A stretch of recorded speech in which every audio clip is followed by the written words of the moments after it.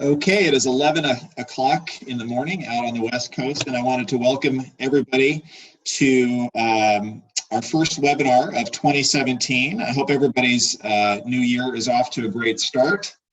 And today we're going to be covering the topic of creating awareness, the key and some of the keys to reaching your target audience. For today's webinar, we're going to have a couple of hashtags. The first is that we're going to be posting to our blog under hashtag StratIQ Awareness. And for our Twitter feed, it's going to be going at StratIQ_market. I will also be taking questions throughout today's webinar. For those who are relatively new to the Zoom interface, there is a dialog box that I'm going to continuously monitor throughout today's presentation. And I'd encourage you to put any questions about any of the topics that we have inside of that dialog box. And I'm going to do my best to try to monitor that dialog box and make this interactive. I think it's a lot more fun. Material tends to come alive a lot better when we have some questions that come out about the material.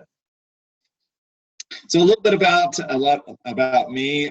After graduating college, I decided that, like the person over there on the left, that I would go and jump out of planes for a living. So I joined the U.S. Army Rangers, and I served 4 years up in the beautiful Pacific Northwest at Fort Lewis, Washington. And after that, I commissioned and came back to Fort Lewis and served as an intelligence officer for another 4 years. When I left active service in 2000, I went into the financial services industry, and I worked for a couple of really large companies, a couple that you might have heard of, Bank of America and John Hancock. And for the attendees who are up in Canada, that's the U.S. arm of Manulife.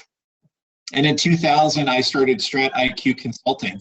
And I guess the reason I bring up the bio and the background is to really talk a bit more about what we do. I think I combined all of those experiences into an interesting process that helps create custom algorithms for the great companies that we work with. And we specialize in really 4 areas. The first is marketing, second is operations, third is finance, and we look at people.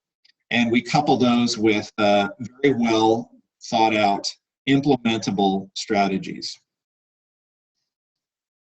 So a quick review, this is actually the fourth in a series of events that we've done, webinars.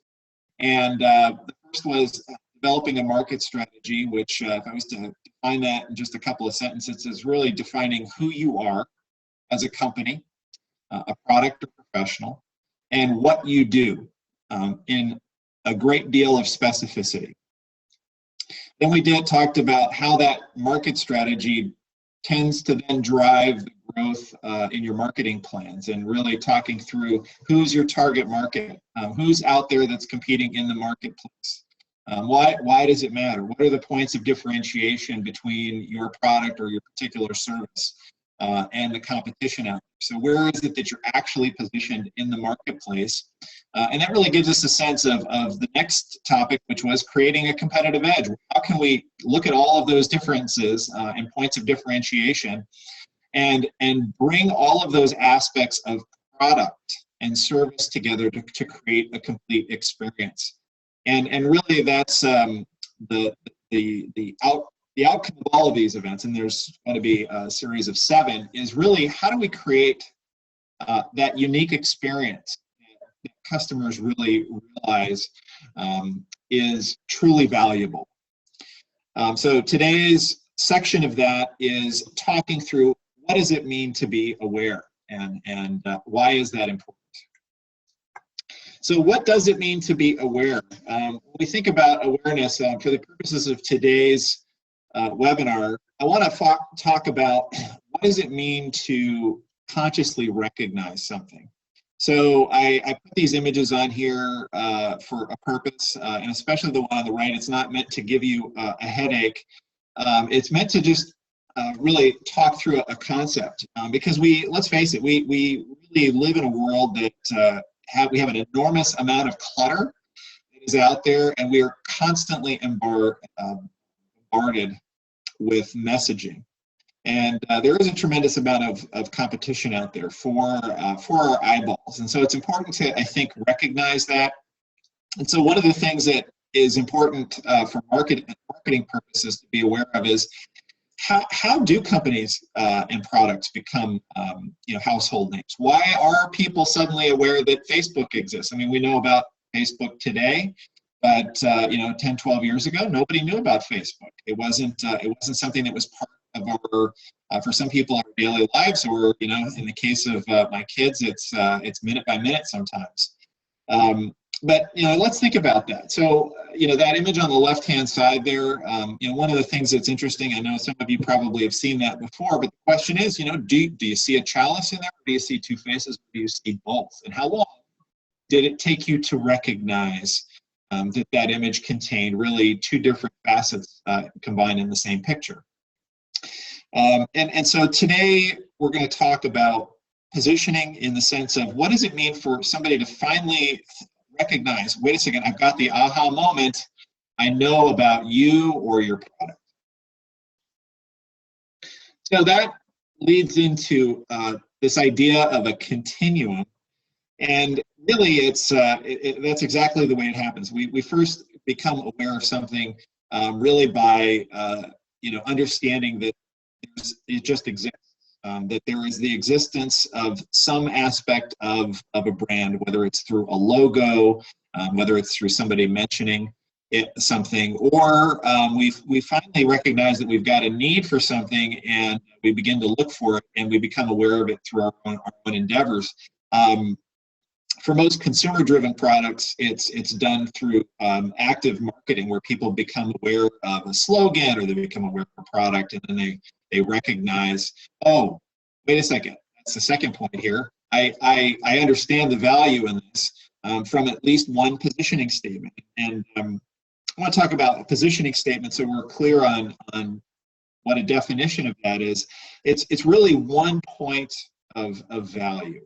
So it could be price, it could be some sort of functionality, it could be some sort of an operational enhancement for a business.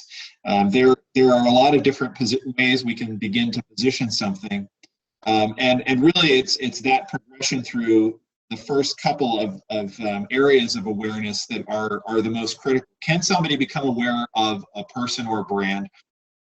And can somebody understand, wait a second, this particular person or product offers some level of value?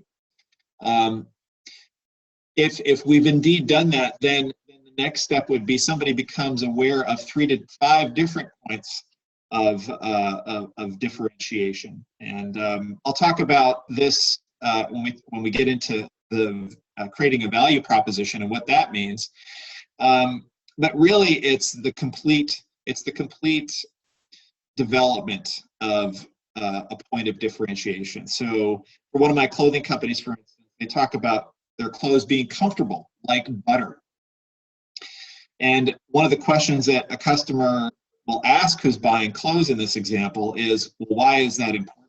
And so we'll talk about the complete set of points of differentiation. And a really great objective for a company, especially newer companies, is to shoot for having 3 to 5 solid points of differentiation.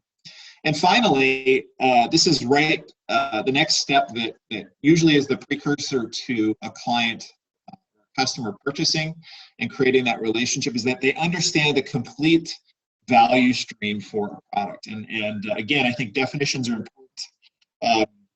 A value stream in this context is they understand the complete experience that's involved. So I can see myself using this product from the time I purchase it to the time where I receive something of value to the time where I created a relationship with you or your company. So there's the complete context, and it's circular. So now I've received something, I'm willing to pay for it, I'm aware of its value, consuming its value, and now I'm ready to create a relationship with you or your company. So in some ways, this brings us back to one of the things that we covered in our our idea of creating competitive advantage. Who is this ideal client? Again, I really think it's important to be very specific because it helps for a number of reasons, but especially for my startup companies, it allows us to really go out and build out a good group of core clients to start with. But again, for purposes of today's webinar, what we want to do is look for people who have a very well-defined need for the product or service, or they can become aware of a particular product or service and recognize, oh, wait a second, I have a need. And a couple of examples to that might be something along the lines of a corporate attorney. Corporate attorneys are extraordinarily useful, especially when you're drawing up your initial documents or looking to go get funding for your company, or you have human resources documents that you're drawing up. And sometimes you don't recognize that you necessarily need those services until somebody makes you aware, oh, wait a second here, I need to incorporate because it's a way for me to manage risk. Or I need to draw up documents so that I can go out and raise venture capital for my firm. And so there are ways to do that. Or how do I go out and do that? And of course, in this case, as in this example, an attorney can help you do that.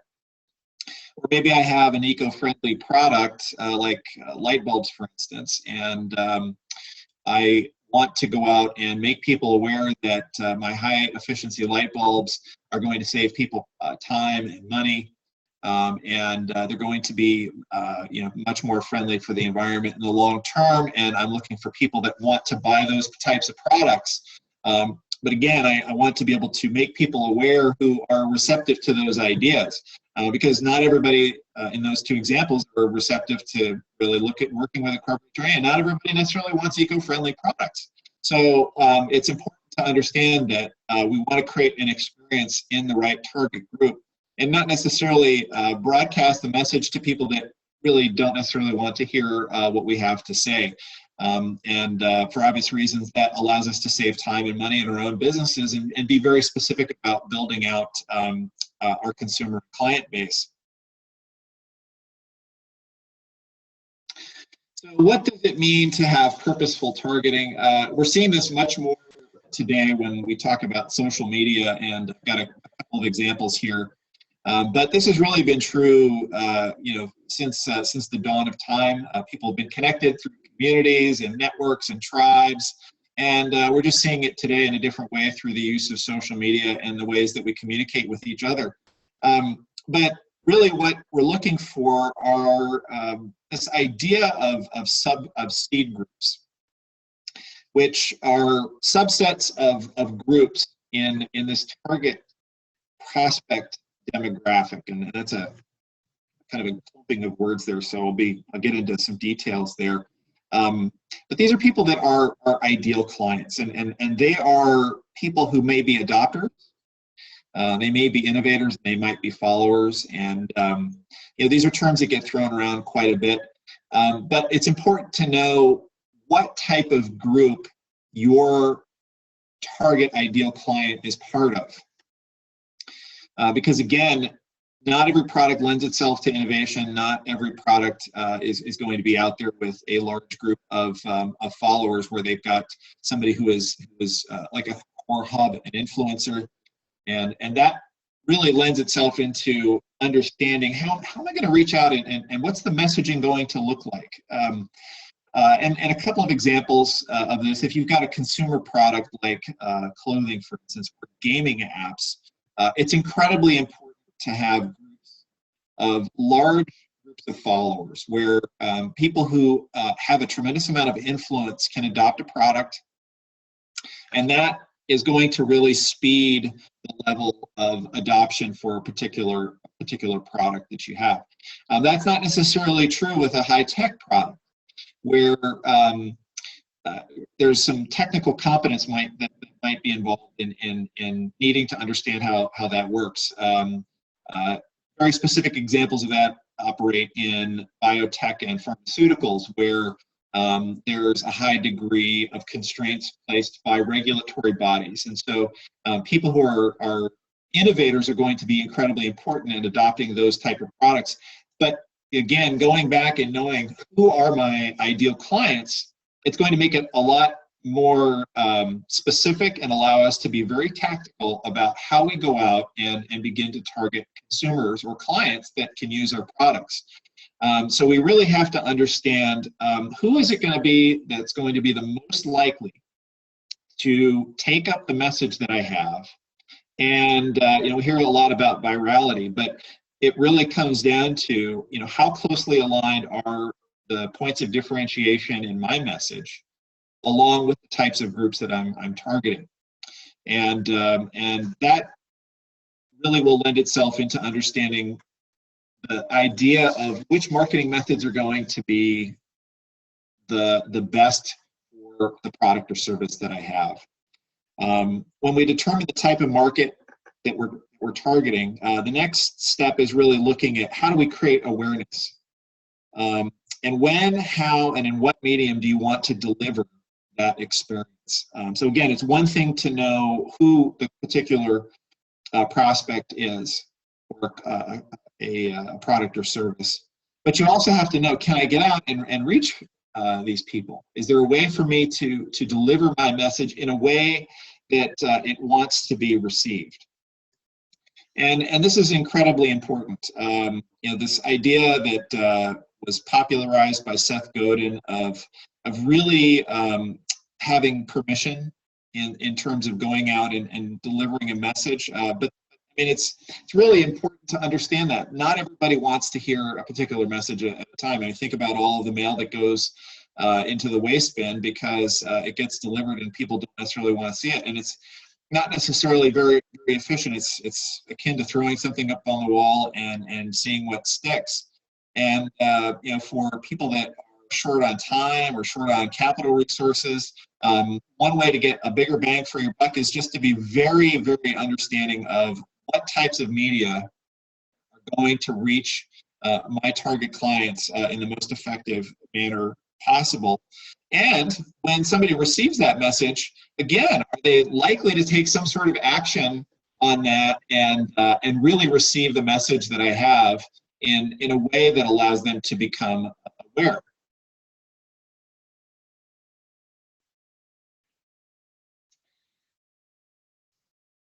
So when people are looking at our messaging, what does it mean to create an irresistible value proposition? I'm going to go back to this example of clothing and really develop this out.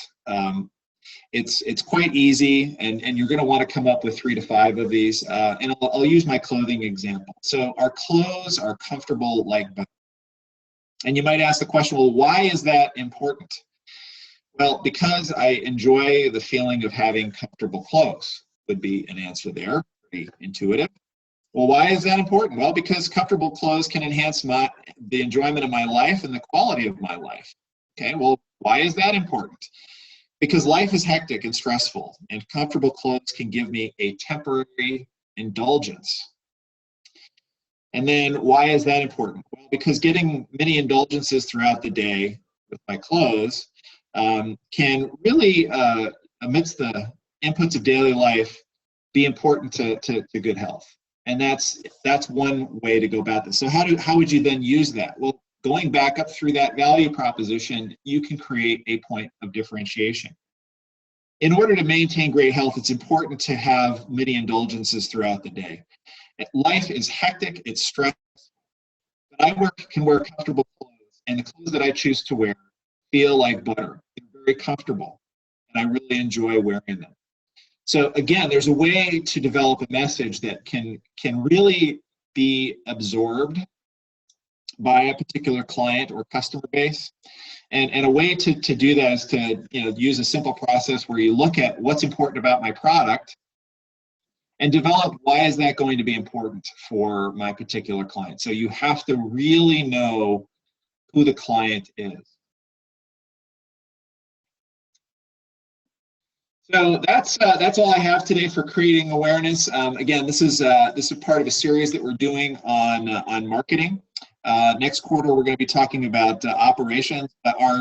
Our final webinar on marketing is going to be next month, and we're going to have a recording of this that's going to be going out at the end of today's event. I'll also send out some slides and some notes, as well as some surveys on what you thought of today's event. If you want to talk specifically about something that your company is doing or you're doing with your professional service, please do give me a call and we can talk a little bit about what you do specifically and how we might work together to drive accelerated revenue and greater operational efficiency for your company. So again, I hope you enjoyed today's webinar, and I look forward to having you back again on another webinar next month. Have a great day. Take care.